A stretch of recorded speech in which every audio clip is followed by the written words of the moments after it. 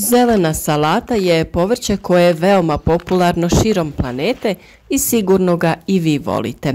Mnogi narodi ga od davnina uzgajaju i koriste prvenstveno zbog ljekovitih svojstava. Ukoliko vas zanima kako da ovu biljku imate u vašem vrtu ili na vašem balkonu tokom cijele godine, ostanite sa mnom i poslušajte ove savjete. Ukoliko želite uzgajati zdravo i kvalitetno povrće, zapratite naš kanal i pratite sve video savjete koje svakodnevno objavljujemo kako bi na vrijeme odradili potrebne poslove. Zbog činjenice što sadrži visok procenat vlakana koji utječu na poboljšanje probave, ovo je namirnica koja se najčešće koristi za mršavljenje. Vitamin C i beta-karoten su prijatelji zdravlja vašeg srca, a u zelenoj salati njih ima u izobilju.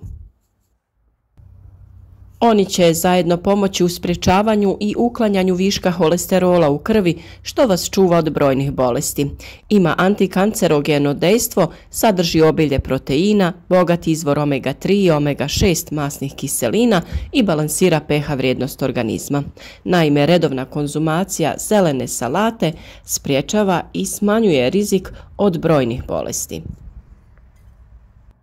Salata je vrlo rasprostranjena vrsta lisnatog povrća.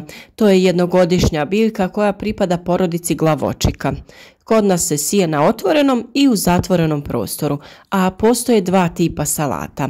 Kristalke, one imaju jače nazubljene listove, i puterice, nježnih listova i ravnog lisnog obruba. Salata ima kratku vegetaciju pa ju je moguće sijati 2 do 3 puta za više berbi.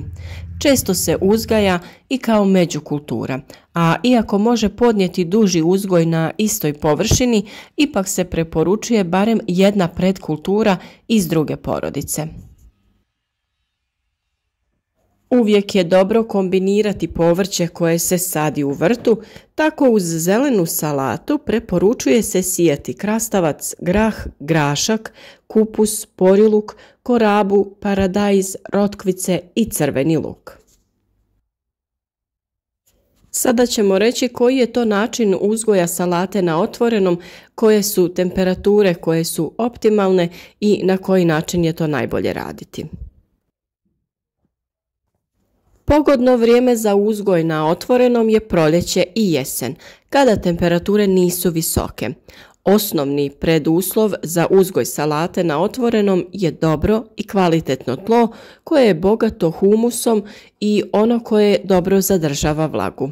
Kvaliteta tla je kod salate iznimno važna s obzirom da salata ima jako plitak korijen. Tlo treba biti obrađeno na dubini od 20 do 25 cm. Minimalne temperature za klijanje sjemena salate su od 3 do 5 stepeni, a one optimalne su od 14 do 20 stepeni, pri kojima sjeme niče za 2 do 4 dana. Suho tlo i temperature iznad 20 stepeni najčešće se negativno odražavaju na količinu i kvalitetu prinosa. Za salatu koja će se uzgajati na stalnom mjestu na gredici potrebno je napraviti redove dubine od 1 do 2 cm i posijati sjeme.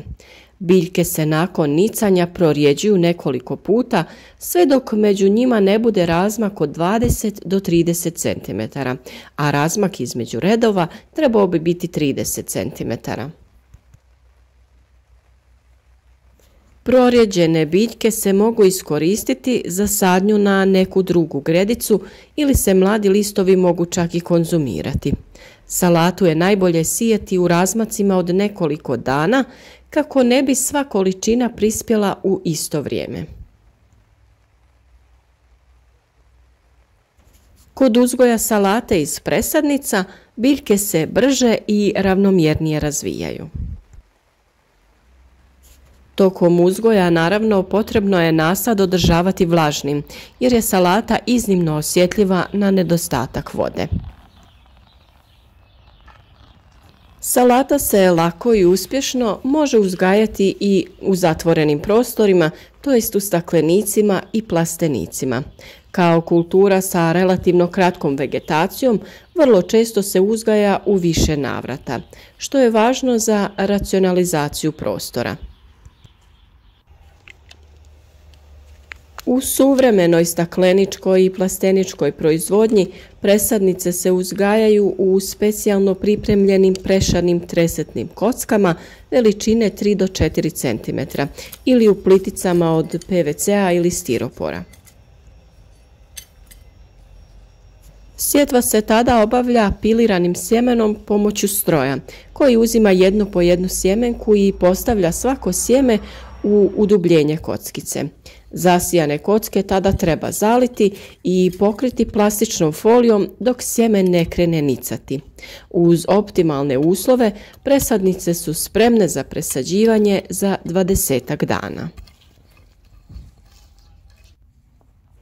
Ono što je bitno je da se održava temperatura. Do nicanja ona bi trebala biti od 15 do 18 stepeni, a nakon nicanja od 10 do 12 stepeni.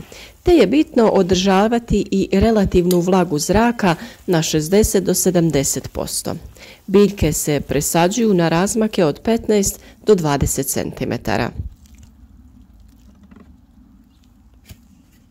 Postoje posebne sorte i hibridi koji su za proljetnu sjetvu. Posebne su sorte putarice, postoji majska kraljica, Augusta, Nansen, Naima, Sontono, Fatima, Tatjana, Apija i druge. A sorte kristalke salate su ljubljanska ledenka, Noizet, Floreal, Vardak, Rosija i Veniti. Kao i svako drugo povrće, tako i salata ima svoje bolesti i štetnike. Najčešće bolesti salate su bijela trulež korijena, plamenjača, siva plijesan, a od manje značajnih su prstenasta pjegavost, pepelnica, hrđa i druge bolesti. Za suzbijanje bakterijskih bolesti se koriste fungicidi, pri čemu treba obratiti pozornost na karencu. Najčešći štetnici su korijenova uš salate i salatni moljac. Njih se rijetko suzbija insekticidima, a kod moljca se preporučuje primjena bioloških insekticida. Veliku štetu na salati mogu stvarati i puževi. Bijela trulež salate je česta bolest koja se može javiti u plasteničkoj proizvodnji, ali i na onoj koja se uzgaja na otvorenom. Naročito je opasna kada se javi na sjemenskom usjevu, a dvije su vrste gljivica koje izazivaju ovu trulež. Njihovom razvoju pogoduje vlažno okruženje i niske temperature. Takvu situaciju imamo u plastenicima gdje nema zaštite od kapanja. Na otvorenom je oboljenje često kada je proljeće kišovito. Razvoju i širenju pogoduje odsustvo ili slaba ventilacija, odnosno provjetravanje. Lišće salate koje leži na mokroj zemlji će se lakše zaraziti. Simptomi su gotovo identični. Obe gljivice izazivaju uvenuće listova. Zaraza se prvo primjećuje na onima koji leže na zemlji ili okolo korijenovog vrata. Zaraženo tkivo mijenja boju, postaje smeđe i mekano. Zaraza se širi od vanjskih listova i zahvaća cijelu biljku koja na kraju propada. Glavice se lako odvajaju od korijena, a biljke imaju karakterističan miris truleži. U suzbijanju bolesti preventivne mjere su jako važne. Usjevu treba osigurati dobru ventilaciju i izloženost suncu. U plastenicima spriječite preveliku vlažnost koja je rezultat kapanja. A redovno uklanjajte korovske biljke jer one povećavaju vlažnost i onemogućavaju brzo sušenje površine oko biljaka i zemljišta. Salatu treba uzgajati na dobro dreniranom zemljištu ili u uzdignutim gredicama. Malčirajte površinu kako bi spriječili polijeganje listova na vlažnu zemlju. Izbjegavajte zalijevanje koje obilno natapa biljke, a također je važno i da poštujete plodored. Na parcelama gdje se gljivice pojavljuju, sljedeće 3 do 4 godine uzgajajte žitarice ili druge kulture koje ne mogu biti inficirane i koje će doprinijeti smanjenju njihove populacije. Naravno, potrebno je uklanjati i biljne ostatke jer parazitna gljivica prezimljava u zaraženim ostacima. Plastenike je potrebno dezinficirati nakon iznošenja zaraženih biljaka. Ukoliko se odlučite za primjenu fungicida, odaberite preparate koji imaju kratku karencu. Oni se nanose u osnovu mladih biljaka, ali postoje i prirodni načini suzbijanja ove bolesti. Dodavanje komposta smanjuje pojavu bolesti iz zemljišta. Ono što također može predstavljati veliku smetnju su lisne uši u zelenoj salati.